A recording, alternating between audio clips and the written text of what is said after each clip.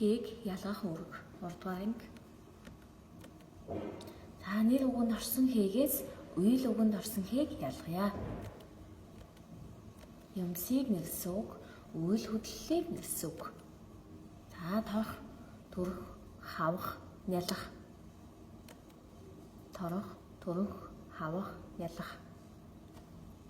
За эдгээр үгсээр за юу? Ямар гэсэн асуултанд хариулагдах үгс байна тийм ээ? За мөн яах гэсэн асуултанд хариулагдах үйл үгс байна.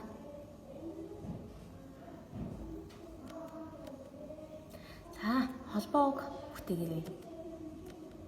Зурны, дээл, дүр, хүүхэд, үндэстэн, ажлаас гэдэг үгдээр холбоо үг хамтдаа бүтээцгээе. Халах, төрөх, хавах, төрөх, хавах, халах. За зурны хавах.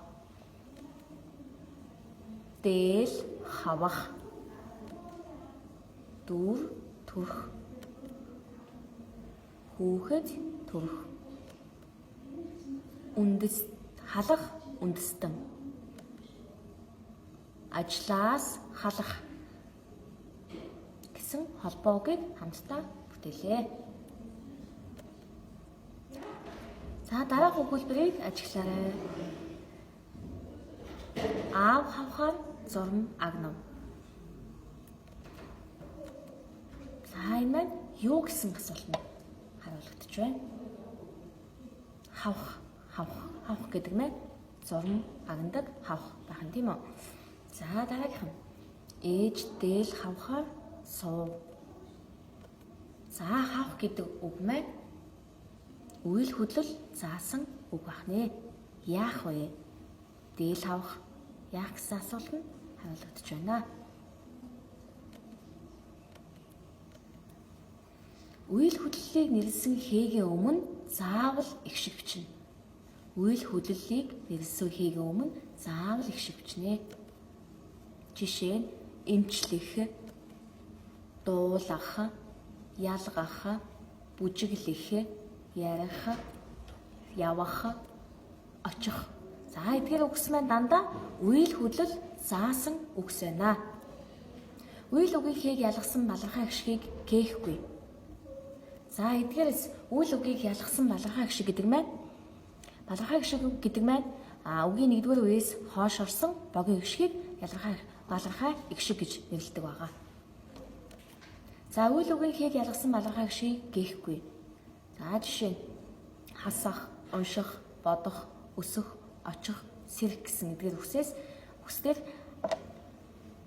аас, эс, ос, өөс гэсэн залгууруудыг залгая. За хасах, хасхаас, унших, уншихаас, бодох, бодохоос, өсөх, өсөхөөс, очих, очихоос, сэрэх, сэрэхээс.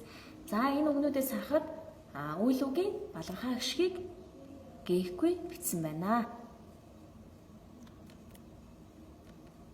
За бүгдээрээ үйл үгсээр ялцъя. Мөрөх, буйлах,